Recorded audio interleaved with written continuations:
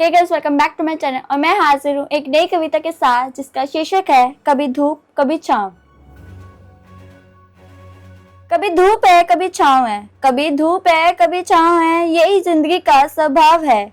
कभी हंसी के फूल खिलते हैं, कभी हंसी के फूल खिलते हैं, कभी आंखों में दर्द का बहाव है।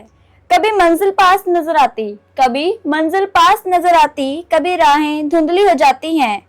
कभी उम्मीदों के दीप जलते, कभी उम्मीदों के दीप जलते, कभी रातें लंबी हो जाती है। कभी पराये साथ निभाते हैं, कभी पराये साथ निभाते हैं, कभी अपने भी दूर चले जाते हैं। कभी दिल खुशियों से भर जाता, कभी दिल खुशियों से भर जाता, कभी सपने टूटकर बिखर जाते हैं। नदी भी चट्टानों से टकराकर, नदी भी चट्टानों से टकराकर अपनी राह बनाती है और हर मुश्किल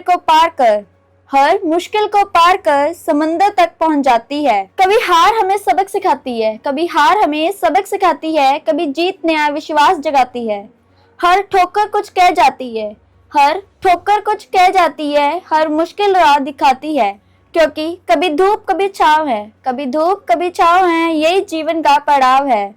कभी उतार कभी चढ़ाव है, कभी उतार कभी चढ़ाव है, यही जिंदगी का प्रभाव है। हर हाल में जो मुस्कुराता है, हर हाल में जो मुस्कुराता है, जीवन को वही जी पाता है।